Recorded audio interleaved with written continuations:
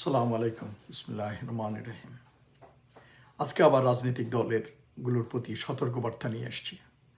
রাজনৈতিক দলগুলোর প্রতি আজ সবচেয়ে জরুরি আহ্বান হলো একে অন্যকে স্পেস দিন এবং তা দিতে হবে। গণতন্ত্র মানেই বহু মত, বহু পথ এবং প্রতিযোগিতামূলক রাজনীতি, কিন্তু সেই প্রতিযোগিতা হতে হবে সহাবস্থানের ভেতর দিয়ে, সংঘাতের মধ্য দিয়ে নয়। রাজনৈতিক মাঠ কারো একক সম্পত্তি নয়, এটি জনগণের, আর জনগণই শেষ পর্যন্ত রায় দেয়, জনগণই নির্বাচন করে।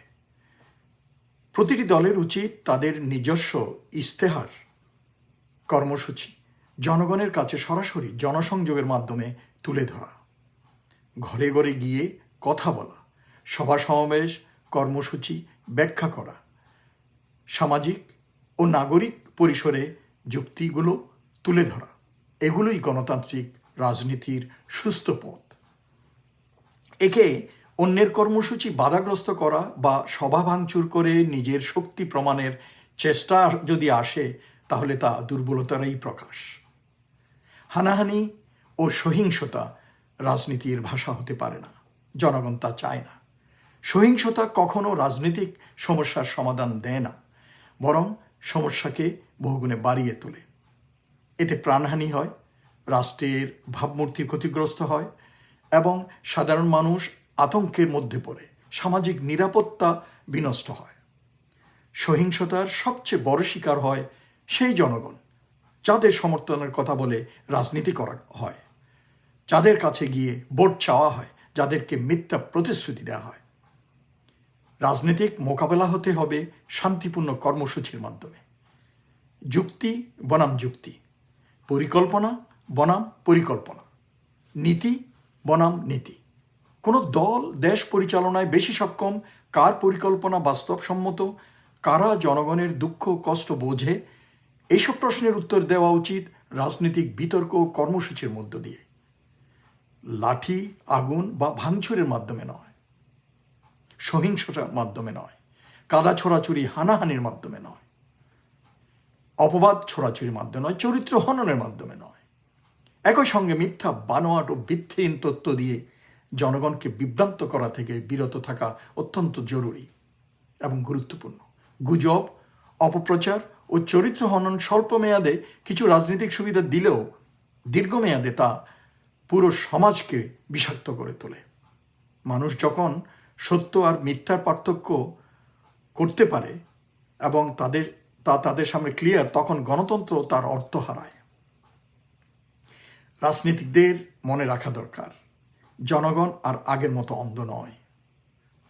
আজ 2026 সাল, তথ্যের যুগে মানুষ তুলনা করে, প্রশ্ন করে, যাচাই করে।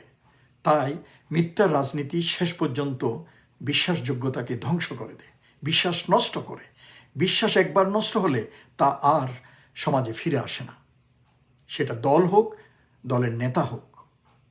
একটি সুস্থ গণতন্ত্রের জন্য প্রয়োজন পারস্পরিক সহনশীলতা, রাজনৈতিক শালীনতা ও দায়িত্বশীল আচরণ। বিরোধী দল মানেই শত্রু নয়, বিরোধী দল গণতন্ত্রের অপরিহার্য অংশ।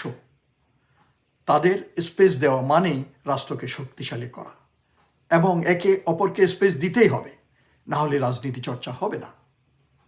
আজ যদি রাজনৈতিক দলগুলো সহিংসতা ও অপপ্রচার পরিহার করে শান্তিপূর্ণ কর্মসূচি, স্পষ্ট ইশতেহার এবং জনগণের সঙ্গে সরাসরি যোগাযোগের পথে এগোয়, তাহলে রাজনীতি হবে আস্থার জায়গা, ভয়ের নয়। এতে দলগুলো যেমন লাভবান হবে, তেমনি সবচেয়ে বেশি লাভবান হবে দেশ ও দেশের জনগণ। কথাটা আমাদের দেশের রাজনৈতিক দলগুলোর এবং তার নেতৃবৃন্দ মনে রাখতে হবে, কারণ আপনাদেরকে জনগণ পর্যবেক্ষণ করছে, আপনাদের কর্মকাণ্ড। জনগণকে মিথ্যা প্রতিশ্রুতি দিয়ে, ধোঁকা দিয়ে আর নির্বাচনের জয় হওয়ার দিন নাই। কাজেই মিথ্যা ট্যাগিং এবং মিথ্যা প্রপাগান্ডা, মিথ্যা প্রতিশ্রুতি দিয়ে অসুস্থ নোংরা রাজনীতির দিন শেষ।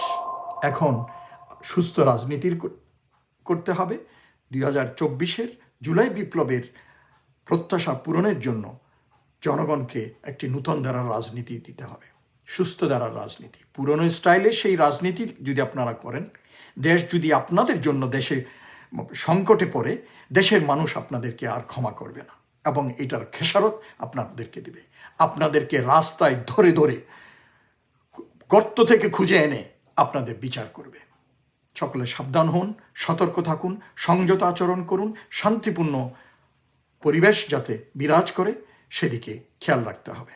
আপনার যা পাওয়ার, জনগণ আপনাকে যা রায় দেবে তা মেনে নিতে হবে, সেই জন্য প্রস্তুত থাকতে হবে।